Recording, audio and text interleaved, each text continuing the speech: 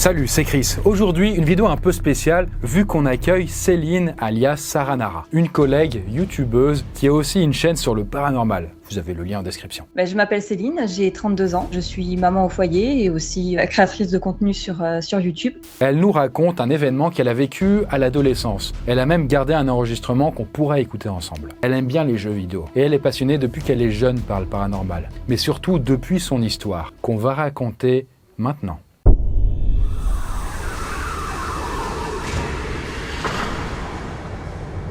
Et qui est-ce qu'on appelle quand on a des fantômes chez soi ? Ghostbusters! Non, ça c'est juste un film. Non, quand il y a des ghosts, on appelle CyberGhost VPN. Merci à eux de nous aider à produire cette vidéo. Et en 2 mots, un VPN, et là en l'occurrence CyberGhost, c'est un programme qui sert à être complètement anonyme sur Internet et à se protéger. Un peu comme finalement un fantôme, ça tombe quand même bien à pic. Et c'est surtout nécessaire d'en avoir un quand on utilise des réseaux publics parce que sur ces réseaux non protégés, tout le monde peut vous voir, y compris vos infos sensibles. Enfin tout le monde. Si les personnes sont mal intentionnées et qu'ils ont les moyens, ils peuvent le faire. Et ça c'est un peu craignos quoi. Sauf si vous avez un VPN. Typiquement, moi, ça fait un petit moment que j'utilise un VPN et c'est quand même super utile. Et celui de CyberGhost est quand même plutôt reconnu. Car le VPN permet en gros de chiffrer votre communication avec le serveur et personne ne verra ce que vous faites. Même pas CyberGhost lui-même. Car ces informations existent simplement pas. Et j'ai pas envie que vous disiez, comme les fantômes. Non.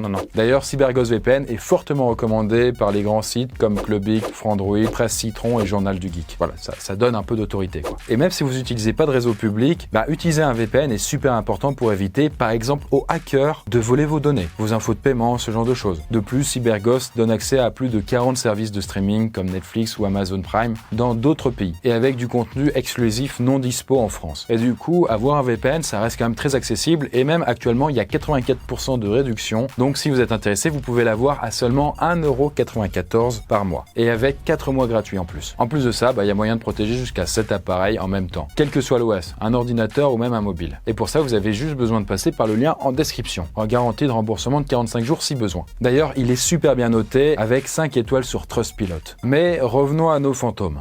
Bien, nous sommes en 2008, Céline habite à Carcassonne chez ses parents. Elle a alors 18 ans. Bon, faut savoir que son père a toujours voulu déménager en Bretagne. Et les parents de Céline s'y rendent depuis quelques temps pour trouver une maison. Et ils finissent par en trouver une en face d'un cimetière. Là, eux, ça leur convient, il n'y a pas de souci. Notre maison à Carcassonne n'était toujours pas vendue, donc avec ma mère, ce qu'on a décidé de faire, c'est de déménager juste toutes les deux. Et mon père est resté en fait dans le sud de la France, donc à Carcassonne, en attendant que la maison soit vendue.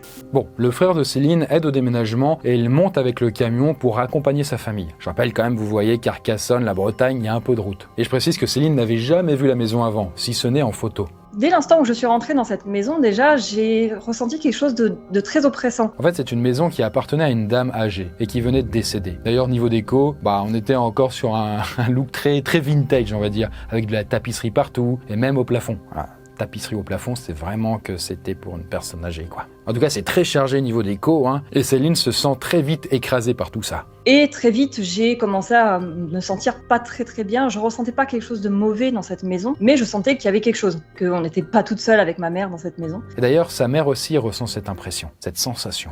Néanmoins, elles sont là, donc elles s'installent. Elles vont pas juste sur une mauvaise impression, juste comme ça, se dire que elles se cassent. Après, de toute façon, la tapisserie, ça s'arrache et puis on met de la peinture blanche, ou rose, bleu, vert, après faites votre couleur. Et d'ailleurs, la tante de Céline vient aider à défaire les cartons et tout se passe sans encombre. Mais très vite, Céline et sa mère commencent à constater des phénomènes étranges dans la maison. La première fois, c'est une nuit et Céline et sa mère sont couchées toutes les deux dans leurs chambres respectives. Puis soudain, Céline entend le bruit de l'interrupteur du couloir s'allumer.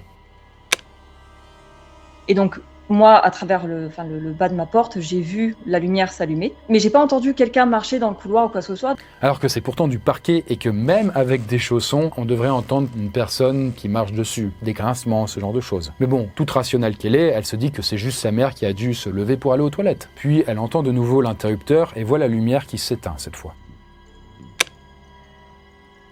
Mais toujours sans aucun bruit. J'ai dormi et puis la nuit s'est passée normalement. Et puis le lendemain, alors que la journée débute, elle repense à ce petit événement qui l'avait réveillée et elle questionne sa mère. Et elle lui dit quand même que c'est bizarre qu'elle ne l'a pas entendu marcher dans le couloir. Et là, ça l'étonne, mais sa mère lui dit qu'elle ne s'est pas levée cette nuit. Et elle pensait, elle, de son côté, que c'était Céline qui s'était levée. Parce qu'elle aussi avait vu en fait cette lumière s'allumer. Elle avait entendu aussi l'interrupteur s'enclencher, mais du coup, toutes les deux, en fait, on s'est rendu compte qu'il y avait du coup cette lumière qui s'était allumée, mais aucune de nous deux ne l'avait allumée. Et puis, par la suite, elles entendent fréquemment des bruits étranges dans l'escalier. Là, c'était pas de manière isolée, c'est-à-dire un petit craquement, et puis après on n'entend plus rien. Là, non, c'était vraiment un craquement, puis un autre, comme si quelqu'un montait à l'étage. Donc ça, c'était très très fréquent.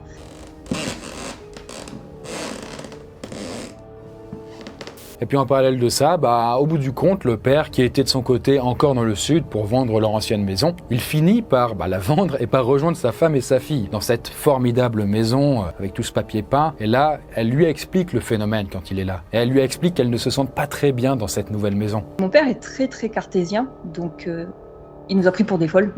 Très clairement, il nous a pris pour des folles, il voulait pas nous croire. Pourtant, un soir, alors que le père regarde la télé dans le salon, il voit passer une ombre derrière lui.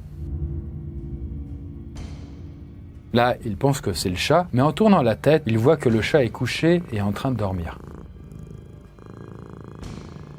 Même lui, ça lui a semblé un peu bizarre, mais comme il est très terre à terre, il s'est dit non, j'ai halluciné, j'ai dû voir quelque chose, voilà, ça devait être un reflet de la télé ou quoi que ce soit. Après tout, ça peut arriver à tout le monde de s'assoupir un peu.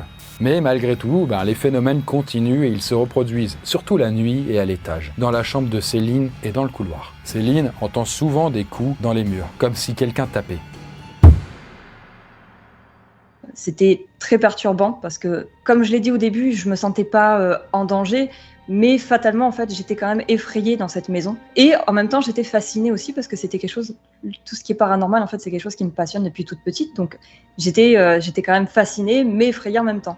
Et puis, il faut aussi savoir que le père de Céline a tenu à garder les meubles de l'ancienne propriétaire décédée. Après, pour quelle raison, ça je sais pas, elle nous l'a pas dit. Pour faire des économies, parce qu'il aimait beaucoup le style. Bon, voilà. En tout cas, la petite dame était morte à la maison de retraite. Mais son mari est mort, quant à lui, dans cette maison-là. Et le père, toujours pour ces raisons peut-être d'économie, a gardé le lit avec le matelas sur lequel il était décédé. Donc moi, je me suis toujours dit que c'était peut-être lié à ça qu'on entendait des bruits, étant donné qu'il y avait encore des meubles de cette personne-là dans cette maison. D'ailleurs, précisons pour les petites anecdotes que les parents, eux, ne dorment pas ensemble, car en fait, ils se dérangent l'un et l'autre en ronflant. Donc, le père choisissait de dormir dans la chambre au rez-de-chaussée, à côté de l'escalier. Et donc, la fameuse chambre avec tous les meubles de l'ancienne proprio. On devait faire un peu débarras, quoi. Donc, voilà. Et puis, de son côté, Céline, dans sa propre chambre, elle avait une grande armoire des anciens propriétaires. J'avais un dressing dans ma chambre et il y avait une armoire qui appartenait à l'ancienne propriétaire qui était restée là, et cette porte, je ne l'ouvrais jamais. J'avais tout le temps l'impression en fait qu'il y avait quelqu'un qui me regardait dans cette pièce-là. En fait, elle a cette impression de quelqu'un qui la regarde fixement, derrière la porte, et un sentiment malsain vis-à-vis de ça. Et d'ailleurs, au bout d'un moment, elle commence à se demander si ces phénomènes ne sont pas à cause des meubles des défunts. Et d'ailleurs, de son côté, sa mère dort de plus en plus mal. Et elle se bouche même parfois les oreilles la nuit pour ne plus entendre les bruits de la maison. D'ailleurs, il y a même une nuit où la mère vient dans la chambre de Céline. En me disant, est-ce que tu entends tous ces bruits? Et je lui dis, oui, j'entends les bruits. Et elle est restée avec moi le temps que les bruits se calment, le temps d'elle aussi se calmer parce qu'elle était stressée. D'ailleurs, Céline est très perturbée parce que c'est sa mère qui devrait normalement la rassurer. Alors que là, c'est plutôt l'inverse et qu'elle doit rassurer sa mère qui est terrifiée. Et puis, évidemment, avec tous ces événements étranges, Céline en parle à ses amis. Et d'ailleurs, eux, malins comme ils sont, ils lui disent « Mais vas-y, enregistre ces sons ». Alors je rappelle quand même que même s'ils lui disent ça, on est en 2008. Et en 2008, qu'est-ce qui se passe? Alors il y a la crise des subprimes, crise économique. Je crois que c'est l'apparition de l'iPhone. YouTube vient d'être lancé depuis très très peu. Enfin bref, il n'y a pas trop la technologie. En tout cas, il n'y a pas de webcam pour elle, mais elle a quand même un téléphone portable. Et du coup, un midi, elle pose le téléphone en mode enregistrement. Donc c'était un petit téléphone portable coulissant. Et un midi, en fait, je l'ai mis en mode enregistrement, je l'ai posé sur mon bureau et je suis descendue. On a fermé toutes les portes donc de la cuisine, du salon, de la salle à manger, etc. On a tout fermé. On n'a pas fait un seul bruit et on a mangé vraiment dans le silence le plus total. C'était très bizarre de manger comme ça, on n'a pas parlé. Et on a laissé mon téléphone enregistré. Et après une vingtaine de minutes, Céline remonte chercher son téléphone. Elle s'assoit sur le lit et elle écoute l'enregistrement. Et alors là, comme elle aurait pu l'espérer, Céline entend des bruits de pas sur l'enregistrement. Et c'est exactement cela.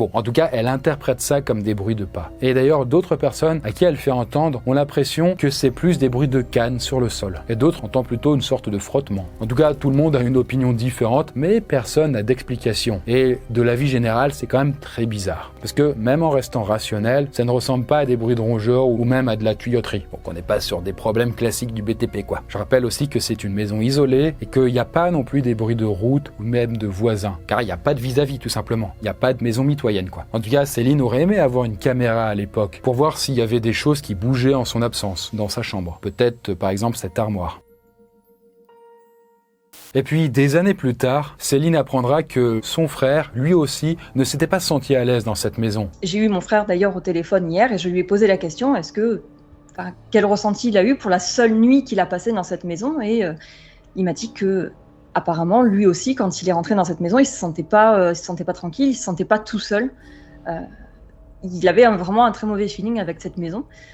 Et bon, après lui, il est parti le lendemain, donc voilà, il n'a pas vraiment de souvenir de cette maison-là. Pourtant, lui aussi était très cartésien comme son père, mais il avait eu un très mauvais feeling dans cette maison. Il avait aussi ressenti une présence, sans pouvoir l'expliquer. Et puis, de son côté, la tante de Céline avait elle aussi été témoin d'une ombre qui montait l'escalier. Et puis, pour ne pas l'effrayer, sa mère, qui était là aussi, lui avait juste dit que c'était le chat, alors que bon, elle ne le pensait pas du tout. Et puis, finalement, la famille ne reste pas longtemps dans la maison. On est arrivé au mois d'avril 2008 et on est reparti au mois de juin à peu près, donc un petit peu plus d'un an, au mois de juin 2009. Parce que bon, cartésien ou pas cartésien, en réalité, personne ne se sentait vraiment bien dans cette demeure. Et la mère vit assez mal le fait d'être loin du reste de sa famille, qui était restée dans le sud. Et ainsi, en juin 2009, ils vendent cette étrange maison avec de la tapisserie au plafond et ils retournent vivre dans le sud. Et puis après ce déménagement, plus aucun phénomène inexpliqué. Il arrive de temps en temps que je vive quelques petites choses qui se produisent comme ça, mais c'est vraiment de manière ponctuelle. Mais là, c'était vraiment sur la durée, pendant toute cette année où on est resté là-bas, il s'est passé plein de choses et que je n'arrive toujours pas à expliquer. Et que je pense que je n'expliquerai jamais, en fait. Voilà.